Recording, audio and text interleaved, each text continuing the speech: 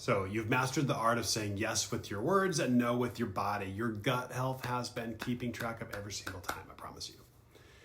If you've ever smiled through frustration, agreed to help when you were already depleted, or said, I'm fine when you definitely were not, this video explains why your body might be rebelling through mysterious symptoms that no doctor can seem to fix. So I'm going to tell you about a client I once had named Melanie. She came, again, not her real name, excuse me. She came to me with chronic digestive issues that had baffled 3 GI docs. Her labs were perfect. Her scans were clear, but she was miserable, bloating, cramping, food sensitivities that seemed to change weekly. As we talked, a pattern emerged. So her symptoms weren't random. They were connected to her relationships and her inability to say no. Sound familiar? Every time she agreed to plans she didn't want, like helping someone when she was already overwhelmed, or smiled through situations that felt wrong, her body kept the score. I spent years wondering why my own body was falling apart when I was doing everything right. I was helpful, accommodating, always there for everyone. I was that friend you could call at 2 a.m, the colleague who would take on extra projects, the family member who mediated every single conflict. But my digestion was a mess. My energy was non-existent and I couldn't sleep. My own doctor had run every test imaginable. Everything came back normal, which was almost more frustrating than if something had actually shown up, right? Then I realized something that had changed my entire life, my entire relationship with my body. I was saying yes with my mouth while my body was screaming no, almost every situation I found myself in. Your body doesn't lie. It can't pretend the way your words can. When you consistently override your internal no, your body starts speaking louder through symptoms. Every time I agreed to take on someone else's emotional crisis, when I was already depleted, my stomach cramped. Every time I smiled through frustration instead of addressing the issues directly, my jaw ached.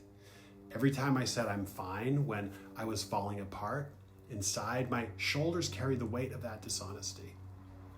Here's what happens physiologically when your words and body are disconnected. Your nervous system stays in a hypervigilant state, but there's incongruence between what you're expressing and what you're experiencing. This chronic internal conflict creates inflammation at a cellular level. Your body is designed to be authentic, and when you're constantly performing emotions that you don't feel or agreeing to things that deplete you, you're essentially living in a state of chronic stress. Your immune system interprets this incongruence as a threat. And physical signs of boundary violations include headaches before meetings you've agreed to but don't want to attend, digestive issues around people you just can't say no to, jaw clenching during conversations when you're people-pleasing. Just a few examples right there. I'm going to share you another story with you. This is a client who kept getting mystery rashes that her dermatologist could not explain. Through our work together, we tracked the pattern. The rashes appeared every time she spent extended time with her critical mother-in-law. Her skin was literally trying to create a barrier, right? That her words couldn't.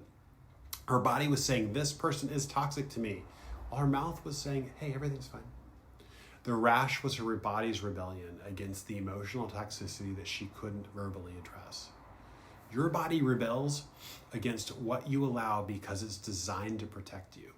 When you consistently say yes to situations that deplete you, your immune system becomes compromised. When you smile through the anger instead of expressing it appropriately, that unexpressed emotion actually creates physical tension that can manifest as pain, digestive issues, or other symptoms. I started tracking my symptoms in relation to my social interactions and discovered very clear patterns. Certain people consistently triggered digestive upset. Specific types of requests always preceded headaches. My sleep was disrupted after any interaction where I'd abandoned my own needs for someone else's comfort. The relationship between saying yes when you mean no and physical symptoms is especially pronounced in the digestive system. Your gut is incredibly sensitive to emotional authenticity. When you're not being honest about your feelings or capacity, your digestive system often bears the brunt of that incongruence. Think about the language we use. I can't stomach this, or that's hard to swallow. It makes me sick to my stomach, right? These aren't just expressions, they're literally describing what happens when your body rejects situations that your words just can't accept. The most powerful realization was understanding that my body's rebellion wasn't the problem. It was the solution trying to emerge. My symptoms were information about where my boundaries needed strengthening. I worked with a teacher who had chronic back pain that multiple specialists could not treat. Through our sessions, she realized the pain always worsened when she was dealing with difficult parents or administrators. Her back was literally carrying the weight of responsibility she felt but couldn't verbally refuse. When she learned to communicate her boundaries more effectively and advocate for herself in those relationships, her back pain improved more than it had with years of physical therapy.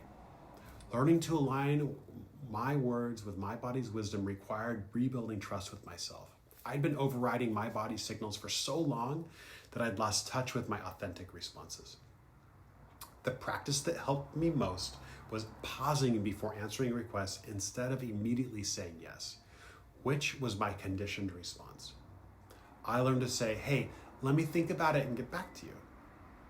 This gave me space to check in with my body first. When someone asked for my help, I'd notice, hey, does my stomach tighten? Do my shoulders tense up? Does my breathing become shallow? Does the thought of saying yes make me feel more energized or more drained?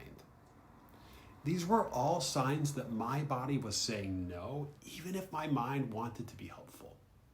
Learning to honor these signals was one of the most important things I did for my health.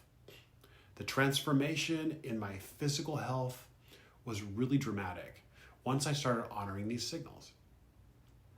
My digestive issues improved significantly. My energy returned. My sleep became more restful. Most importantly, my relationships, those are the things that are most important, improved because I was showing up authentically instead of resentfully. When you align your words with your body's wisdom, you stop creating internal conflict. Your immune system can focus on actual threats instead of the chronic issues of stress and congruence. Your digestive system can process food instead of processing the emotional weight of situations you don't want to be in. Your body alignment practice, notice physical sensations before responding to requests or invitations. Use phrases like, let me check my schedule to buy some thinking time, or honor your body's no as a valuable information about your current capacity. This doesn't mean becoming selfish or unhelpful. It means becoming honest about what you can actually sustainably give. And when you align your words with your body's wisdom, you can help others from a place of genuine availability rather than depletion. People actually prefer authentic availability to resentful compliance. And when you only say yes to things you can genuinely support, your yes, well, it becomes more valuable and trustworthy. Your body's rebellion isn't the problem. It's your inner wisdom trying to protect you.